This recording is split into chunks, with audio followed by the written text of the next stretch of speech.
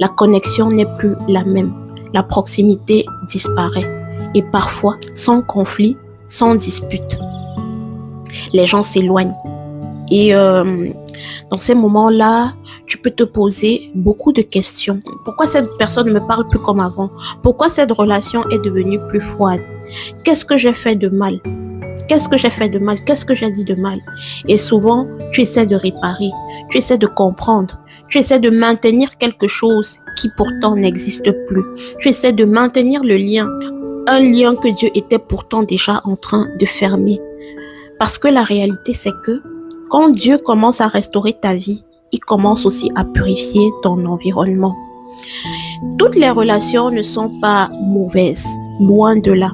Il ne faut pas diaboliser les relations et les épingler comme étant toxiques. Mais toutes les relations ne sont pas alignées avec la personne que tu es en train de devenir. Et ça, c'est une vérité qui est parfois difficile à accepter. Certaines personnes étaient là pour une saison de ta vie, mais pas pour ta destinée. Dans 1 Corinthiens chapitre 15, verset 33, il est écrit « Les mauvaises compagnies corrompent les bonnes mœurs ».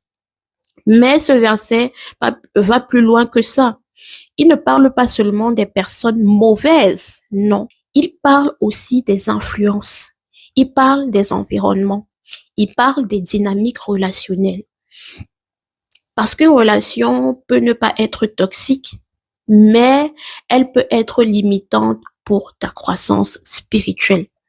Une personne peut ne pas être mauvaise, elle peut même être une très bonne personne, mais elle peut ne pas être compatible avec ta transformation, la transformation que Dieu est en train d'opérer en toi. Et si Dieu la laisse, elle peut te ralentir, elle peut même te bloquer et contaminer ce qu'il est en train de reconstruire en toi.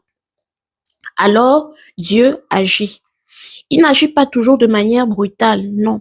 Il n'agit pas toujours avec du bruit, mais il peut agir de façon subtile. Il crée la distance. Il change les dynamiques. Il coupe certains liens. Il ne le fait pas pour te punir, non, mais il le fait pour te protéger, pour te rediriger. Parce que la restauration, c'est quelque chose de fragile. Et quand Dieu commence à reconstruire ta vie, tu es dans une phase où tu es encore sensible. Tu es encore en transformation. Tu es encore en reconstruction.